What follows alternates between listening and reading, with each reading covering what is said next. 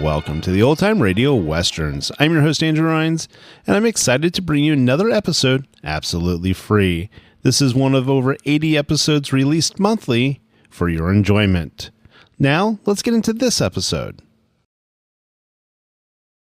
Now, as gunshots echo across the wind-swept, snow-covered reaches of the wild Northwest, Quaker puffed wheat and Quaker puffed rice, the breakfast cereal shot from guns, present Sergeant Preston of the Yukon.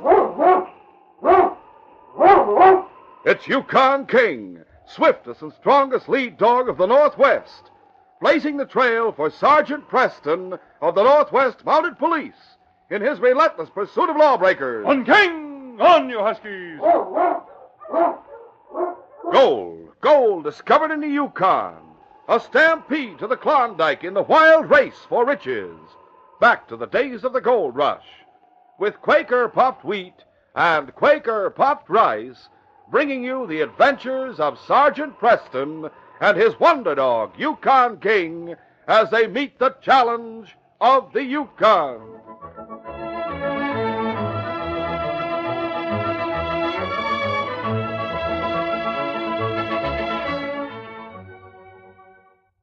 There's no one that can make a better cereal than Quaker puffed wheat.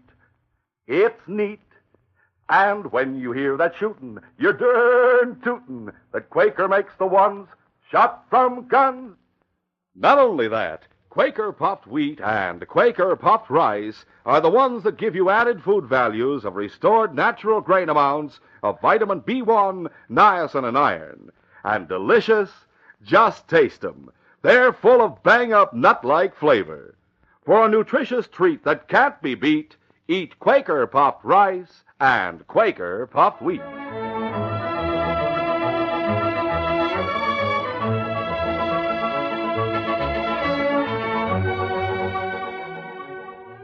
During the long winter Sergeant Preston had spent in the far north, White Pass had been transformed into a well-equipped and well-manned customs post.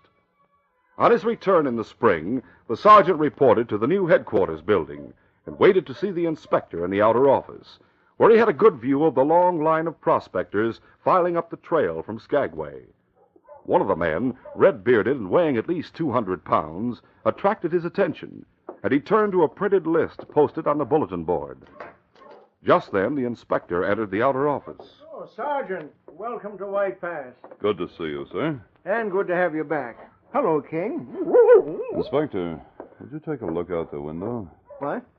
Notice the big man with the red beard waiting to be questioned by the constable on duty? The one with the scar? He'll never get into the territory. Recognize him? He's been turned down twice. His description is posted there on the bulletin board. Sir, I've just been reading it. A thoroughly undesirable character, one of Bart Major's cutthroats in Skagway.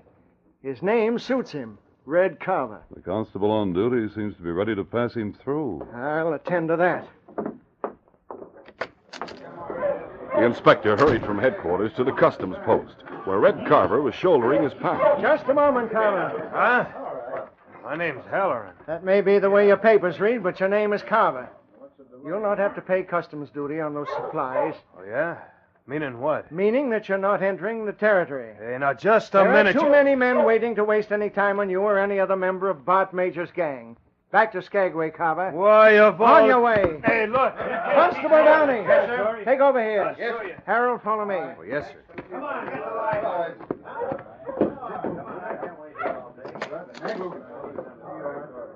This is Sergeant Preston, Constable. Just back from the winter in the Klondike. Hello, Sergeant. Hello. Constable Harold has been with us just a few weeks. Constable, you very nearly made a serious mistake. Well, sir... Read this, where I'm pointing.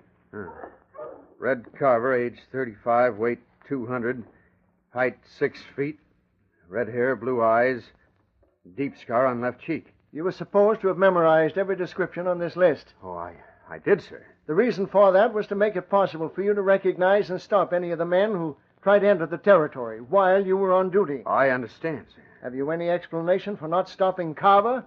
None, sir. Except that I've examined the papers of a great many men this afternoon, and I wasn't paying much attention to their faces anymore. Well, there's been no harm done. Carver's been turned back, but in the future... It'll never happen again, sir. I must impress on you how important it is to keep these men out of the territory. I realize that, Inspector. Then in the future, be more alert. I shall, sir. That'll be all. Yes, sir. That was Sergeant Preston's first meeting with Constable Harold. He saw him at supper, but had no opportunity to talk with him until later that evening in the barracks. Harold was patching a small hole in the coat of his dress uniform when the sergeant stopped beside his bed. Evening, Constable. Oh, hello, Sergeant. What happened to your tunic? Oh, nothing. Just ripped it. Looks like a bullet hole. Oh, no, Sergeant. Just a tear. Too bad that old Sam isn't here. Sam? From the supply room at training headquarters. He was a wonder with a needle. Oh, yes. Good old Sam. Yes, I could certainly use his help. But this will have to do, I'm afraid. Well, it doesn't look too bad. I think I'll take a walk before I turn in. See you in the morning, Constable. Good night, Sergeant. The sergeant's walk took him straight to the inspector's cabin. They talked for some time of the Northwest Mounted's activities in the Klondike. And then the sergeant turned the conversation to Constable Harold. I've just been talking with your latest recruit, Inspector. Oh, he has a great deal to learn. I'm wondering if he was wearing his dress tunic when he reported for duty. Odd that you should ask that, Sergeant. Why, sir? Because he wasn't. It was his first breach of regulations. I called it to his attention, but he explained that torn the coat on bolt. I saw the tear this evening. Looked like a bullet hole to me. What? Not only that, but the material around the hole is discolored a little. Bullet hole? In the chest, directly over the heart. Well, obviously the hole couldn't have been caused by a bullet Or Constable Harold wouldn't be alive. Exactly. But is he alive, Inspector? What are you suggesting, Sergeant? That the man who calls himself Constable Harold may be an imposter. Indeed. A few minutes ago, sir, I said to him, too bad that old Sam from the supply room at the training barracks isn't around to repair your tunic. He said, yes, good old Sam. Sam? John Wilkes has been in charge of the supply room for as long as I remember. He's the only one at headquarters who does any tailoring. I know that, and so do you, sir. But Constable Harold didn't seem to. Well, this is something that must be investigated thoroughly. May I volunteer for the assignment, Inspector? Where would you start, Sergeant? In Skagway, and out of uniform, if that's permissible. It'd be the only way to get any information. I'd like all of Constable Harold's movements traced from the time he walked down the gangplank of the Portland Belle on, let me think, the afternoon of the 14th until he reported here on the morning of the 15th. The assignment's yours, Sergeant. I'll leave for Skagway before dawn tomorrow, sir. An excellent idea. Before dawn tomorrow, so that no one will see you leave. And so it happened that Sergeant Preston wore the rough trail clothes of a dog puncher when he reached Skagway the following day. He checked in at one of the boomtown's many hotels. Then he and King started on a tour of the waterfront cafes. The one closest to the pier where the Portland Belle had docked 2 weeks before was his first port of call. And the first person he talked to was a Cockney sailor who was attracted by King's appearance. Now, there's a fine-looking sled dog. What do you call him, mate? King. Aye, he is a king, too. Are you from the inside, mate? Just down from Dawson. Are you now? Well, that's where I'm heading myself. Oh, I'd have taken you for a sailor rather than a prospector. You'd have been right until a few days ago. But the gold fever gets in your blood up here. I jumped my ship, I did. Could it have been the Portland Belle? It could and it was. Not a bad berth, Captain Hawkins commanded. Still, I've had enough of the sea.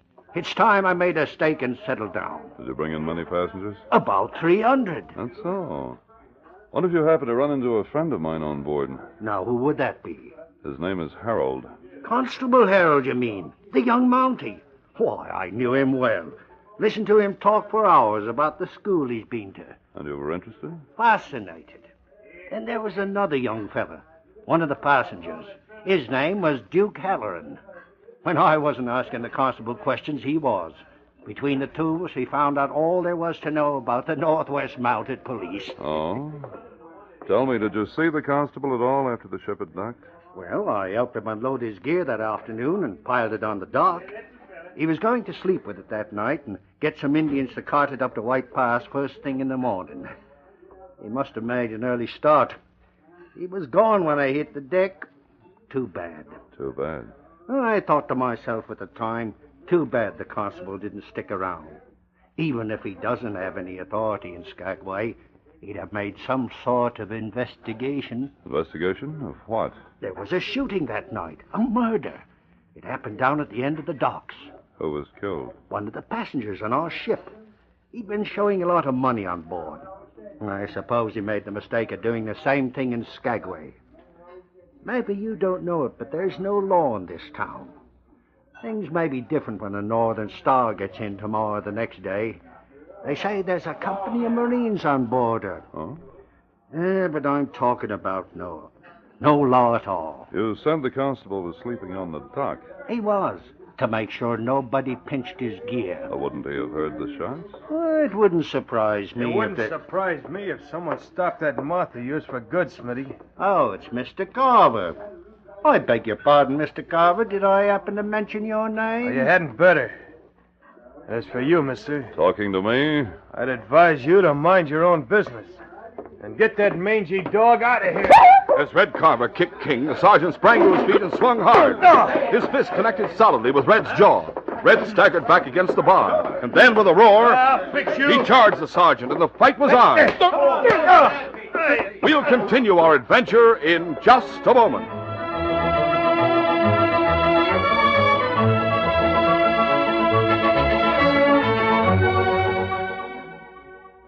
Say, if you fellas and girls ever got lost in the bleak, blizzardy Yukon wilderness and ran out of food, you'd be mighty glad if you suddenly came upon a trapper's food cache. Whoa, whoa, you huskies, whoa there. Say, there's a trapper's food cache. Boy, wouldn't it be wonderful if he had a supply of the cereal shot from guns? Drop them guns. I got you covered. Oh, thank goodness you're here to help us out. Don't fool me. Drop them guns, you thieving critters. We're travelers. We've lost our way and run out of food. But them guns... Why, I was just wishing you could give us some heaping bowls of the breakfast cereal shot from guns. Quaker puffed wheat or Quaker puffed rice. Breakfast cereal? Yep, the swellest ready-to-serve breakfast cereals you ever tasted. But they're actually shot from guns? Yes, sir. The choice sun-ripened premium grains of rice or wheat are loaded into huge guns. Then they're exploded. And out come big, giant grains up to 8 times normal size. They're magnified, crispified, and shot through and through with bang-up nut-like flavor. Say, I reckon I'd better stew some in my food cache during the fur trapping season. Oh, they're mighty nourishing for breakfast, lunch, or supper. Quaker puffed wheat and Quaker puffed rice furnish added food values of restored natural grain amounts of vitamin B1, niacin, and iron. Well, I'll sure get me some next time I go to town. That's what you fellas and girls ought to do.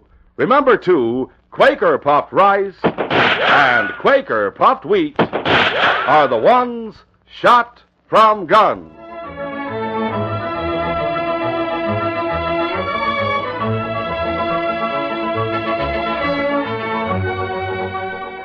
Now to continue.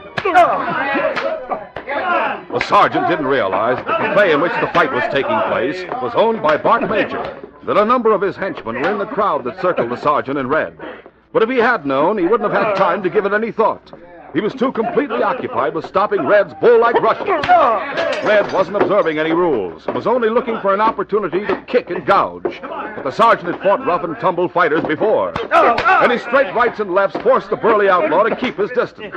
Finally, Red began to weaken, and the sergeant saw his chance. He stepped in and drove a terrific left to the solar plexus. Red's face twisted with pain and his guard dropped. In the next instant, with all the force he could put behind it, the sergeant's right landed squarely on Red's jaw. The outlaw staggered a step or two and dropped to the floor. Then Red's friends began to close in. Warned of the danger by King, the sergeant backed against the wall. Then a voice rang out from the end of the cafe. All right, that's enough. Bart Major was standing in the door of his office. At his command, the place became silent. There's been enough furniture broken in here.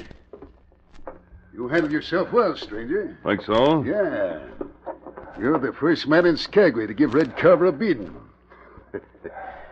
I might be able to use you. How? I'm not sure. Why don't you drop around tonight and we'll talk it over? Any particular time? Then you're interested, huh? I may be. I hear you rule the roost here in town. You recognize me. What's your name? Jackson will do. Jackson it is. Make it about 10 o'clock, eh? 10 o'clock it is. Until then. Come on, boy. Go, Red. Fog rolled in from the sea that night. When the Northern Star steamed into the harbor, she dropped anchor offshore. The sergeant watched the progress from the dock in front of Bart Major's cafe. Waiting for clearer weather to tie up, King. Skagway can certainly use that company of Marines she's carrying. Well, come on, boy. Time to keep our appointment with Major. The sergeant crossed the street to the cafe. The place was filled to capacity, and as he threaded his way through the crowd to Major's office, someone pulled at his arm. Jackson, Oh, hello, Smithy. sit down here a minute. All right. I found out something this afternoon. On the night the Portland Belle docked 2 weeks ago, there were 2 murders, not one. The passenger with all the money, and who else? Granger, the bloke with the money, and your friend, Constable Harold. Smithy, do you have any proof of that? Only his body, that's all. Stripped of his clothes it was, and washed ashore on the beach at Dyea. The men who found it are holding off the burial until the Marines arrive. But, Smithy, a body that's been in the water 2 weeks, how could anyone identify it? There was a chain around the wrist with the man's name on it. Constable Harold, Northwest Mounted Police. Oh. Now, mate, you gonna join hands with the man who murdered your friend? There's absolutely nothing to connect Bart Major with the killing. You have my word. That isn't enough. Excuse me, Smithy. Where you going? To keep my appointment with Major. After what I told you? To play his game, Smithy, until I can start playing my own. Ah, now I get it. Well, it's a mighty dangerous game, if you ask me. But the best of luck to you, Jackson. Thanks, Smithy. Come on, King.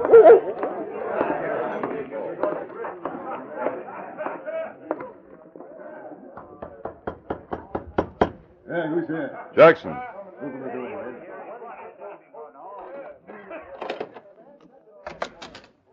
Still got that dog with you? He'll not make any trouble if you don't. Never mind the dog, Red. Come in, Jackson. As the bolt clicked behind him, the sergeant noticed another door on the far side of the room, a door that led to the outside. He pulled a chair from the wall and sat down. Well, Major, I'm here. Red doesn't think you should be trusted, Jackson. Oh? Why not?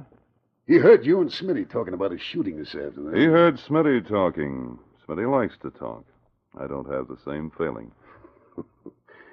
Glad to hear it. You're a sourdough, aren't you? I spent last winter in the Klondike, yes. And you know the trail from here to Dawson? As well as anyone, I suppose. Good. I can use you.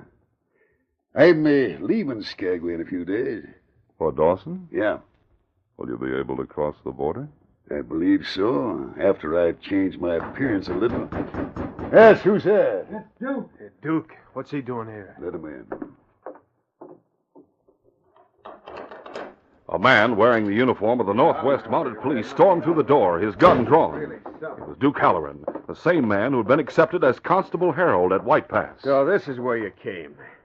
The bartender's description, I thought it must be you, Sergeant. Sergeant! Meet Sergeant Preston, Bart. I made a slip last night about the name of the tailor at Northwest Mounted Headquarters, and the sergeant caught me in it. How'd you find out you'd made a slip, Duke? I checked with Downey. I said, that old fella in the supply room at headquarters. You know. And he said, John Wilkes? And I said, yeah. Too bad we don't have someone as handy with a needle up here. And I knew you'd trick me last night. Then I found out you'd disappeared from the post. But I couldn't find out where you'd gone until I talked with the cook. He'd seen you heading down the trail of Skagway, wearing a check shirt, corduroy trousers, and boots. Well, that was enough for me, Bart. I knew the whole deal was queer, and I'd have to clear out. I slipped away as soon as it was dark, and I came straight here to warn you. So this is the much-touted Sergeant Preston. And Duke is the Duke Halloran who made friends with Constable Harold on board the Portland Belle, and who thought he'd learned enough about the Northwest Mounted Police to take the constable's place. Well, it might have worked. The Duke might have been able to get me into the Yukon if you hadn't been so smart. The sergeant rose from his chair. As he did so, he touched King's head, and the great dog sensed the command in his master's fingertips. He moved slowly along the wall toward Duke, who still had his revolver leveled at the sergeant. I wonder if Duke realizes that by appearing at the post in a dead man's clothes, he's tied himself in with the constable's murder. I didn't have anything to do with that. Get up. The sergeant can't even prove the constable's dead, let alone that he was murdered. Where's the corpse, Sergeant? The sea has been known to give up its dead. Hey, Bart, someone must have seen us. You killed Granger for his money. When Constable Harold found you robbing him, you killed him, too. And you had the brilliant idea of sending Duke to White Pass in his place. Even if you could prove that, Sergeant, you couldn't do anything about it. You have no authority here. That's why I haven't ordered Duke to put a bullet through you. What are we going to do with him? We can't just let him walk out of here. No. There are better places for an execution. Get him, King! At the sergeant's command, King leaped at Duke, and as the dog's jaws closed on the gunman's wrist, his gun clattered to the floor. In the same instant, the sergeant knocked a lamp from Bart's desk, plunging the room into darkness. Then he threw open the outside door, and with King at his heels, ran into the foggy night. By the time he reached the front of the cafe, Bart, Red, and Duke were after him, and their shouts brought more of Bart's men out of the cafe. The sergeant ran straight across the street and out on the pier, shedding his outer clothes as he ran. Luck was against him, for a strong gust of wind blew away the fog just as he was about to dive into the water. Bart and his men saw him. The sergeant hit the water with King at his side, and they started swimming toward the dim blur of lights that marked the ship at anchor in the harbor. Once more, the fog closed over them, and the sergeant felt they had made good their escape when he heard the creak of oarlocks and the splash of oars behind them. The sergeant stopped swimming and treaded water. They can't see us, but they can hear us, King. Back to shore, boy. Back. The sergeant took a surface dive and began to swim underwater. For a moment, King hesitated, and then he understood what was expected of him. He was supposed to lead the men in the boat away from the sergeant. He barked and began swimming back to shore on a long diagonal. The sergeant swam underwater until his lungs were bursting. Then he shot to the surface. Treading water, he listened. He heard King's bark and then the voices of Bart's men much closer to shore. They're following King. I'm not worried, boy. They'll never catch you on a night like this.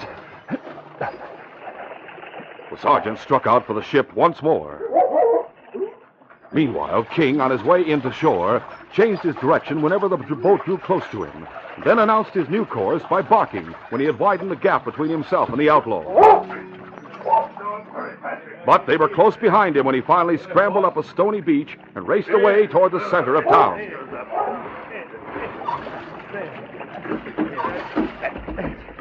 Preston will try to make it to White Pass now. They may go to his hotel first to get some dry clothes.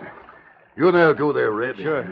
Duke, pick up some men at the cafe and put a guard on the trail to White Pass. Right. All right, come on, Red. Right.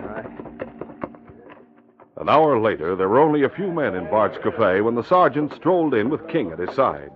The sergeant was wearing a blue shirt and dungarees, and he dropped into a chair beside Smitty. Why have you come back here, Sergeant? So you've found out who I am, Smitty. The whole town knows it by now. No? You were lucky to get away once. Do you think you can do it again? I don't see any sign of Bart or Red or Duke Halloran. They're out looking for you. Yeah, and there goes the bartender out the door. He'll tell them you're here. I hope so. Hope so. They mean to kill you. Oh, I doubt if they'll commit murder before this many witnesses. They'll force you to leave with them, and then they'll... I'll tell you a secret, Smitty. What's that? The Marines have landed. You don't say.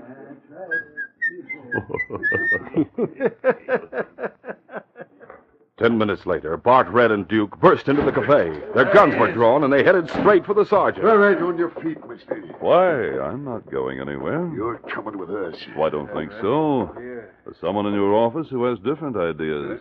Captain, they're here. The door of the office opened, and the young captain entered the cafe, followed by a squad of Marines. May I present Captain Marshall, United States Marines. Disarm the men. No, wait a minute. Wait for what? By authority of the President, I'm placing Skagway under martial law. My first official act will be to arrest you and Carver and Halloran for the murder of John Granger and Constable Harold. You'll be placed in irons aboard the Northern Star until we find a suitable building to use as a jail. Take them away, men. I'll see you in the morning, Sergeant. Many thanks, Captain. Well, Smithy, It's well indeed. as the saying goes, the Marines have landed and the situation is well in hand. I can only add that this case is closed.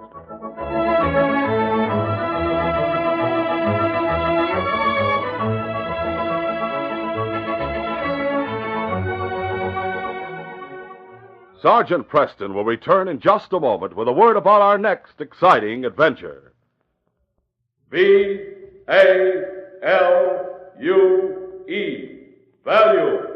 Yes, it spells value for the whole family when there's Quaker puffed wheat or Quaker puffed rice on the breakfast table. It's the economical deluxe breakfast treat for the whole family, served with milk or cream and luscious fruit. Only choice premium, flavor-rich grains are good enough for Quaker puffed rice and Quaker puffed wheat. They're the good natural grains with a toasty, sun-ripened flavor that old Mother Nature put into them. As you mothers know, some of your family like their cereal not so sweet, some like it ever so sweet. And that's the beauty of Quaker puffed rice and Quaker puffed wheat. Your family can sweeten them with sugar just the way they like them. And when it comes to food value, every bowlful gives your family extra food values of restored natural grain amounts of vitamin B1, niacin, and iron. Remember, too, Quaker makes the one shot from guns, exploded up to 8 times normal size. And when you open the big red and blue package with a sealed inner lining, notice that every plump grain is crisp as can be. So in these days when value means so much,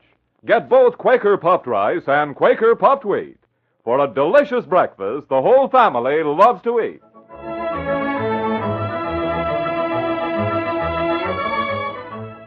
And now, here is Sergeant Preston. Sergeant Preston reporting for duty, Inspector. Sergeant, we've had word that Slim Carson and Sam Raybert have been seen going toward the town of Little Port. Those two have been wanted for a long time. I'll go after them immediately, sir. You'll have to move fast. If they're in Little Port, they'll probably head for the border. If they reach it, they'll escape punishment for their crimes. I'll do my best to capture them, sir. Sergeant Preston doesn't know that the outlaws anticipate pursuit. A carefully planned robbery is timed to kill the Mountie, leaving them free to make their escape. Be sure to hear this next exciting adventure. These radio dramas, a feature of Sergeant Preston of the Yukon Incorporated, are created by George W. Trendle, produced by Trendle Campbell Enterprises, directed by Fred Flowerday, and edited by Fran Stryker. The part of Sergeant Preston is played by Paul Sutton. Sergeant Preston of the Yukon is brought to you every Tuesday and Thursday at this same time by Quaker Puffed Wheat and Quaker Puffed Rice, the breakfast cereal shot from guns.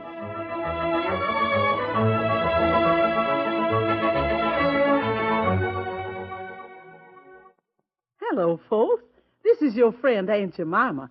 I know you like my extra light Aunt Jemima pancakes, but for a change of flavor, I know you'll also like my tangy buckwheat mix. Just add milk, and you'll bake the most wonderful buckwheat cakes with just the right amount of old-time buckwheat goodness. Not a speck too little or too much. And light? My buckwheat cakes are so light and digestible, children can just eat and eat. For variety, try both kinds of my mixes. My pancake mix for fluffy, light Aunt Jemima pancakes, and my buckwheat mix for golden Aunt Jemima buckwheats. Remember, there's nothing more tempting in this whole wide world than Aunt Jemima's buckwheats light and say, why don't you try some today?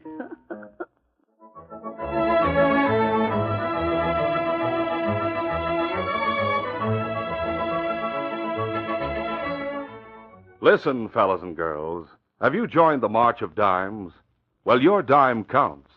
Your dime is one way to help crippled boys and girls walk the way you do.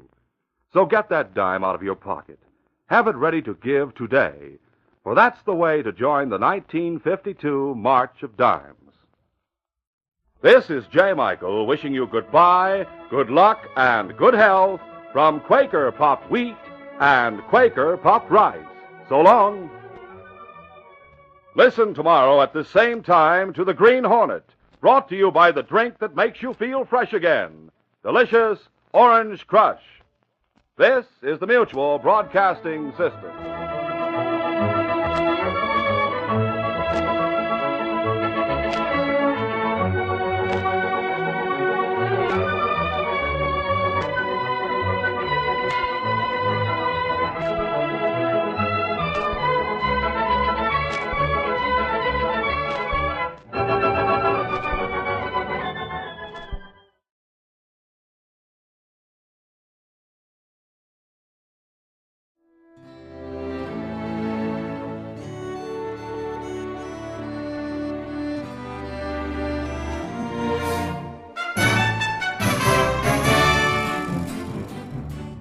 This has been a presentation of OTRWesterns.com, and we hope you enjoyed. Please take some time to like and rate this episode within your favorite podcast application. Follow us on Facebook by going to OTRWesterns.com/Facebook, and subscribe to our YouTube channel by going to OTRWesterns.com/YouTube. Become one of our ranch hands and unlock some exclusive content. We want to thank our most recent ranch hands, Steve and TechnoGod, who joined us recently. You too can join by going to OTRWesterns.com/donate. Send us an email, podcast@OTRWesterns.com, and you can call and leave us a voicemail, 707-986-8739. This episode is copyrighted under the attribution non-commercial share-alike copyright. For more information, go to OTRWesterns.com/copyright. Have a great day, and thanks for listening.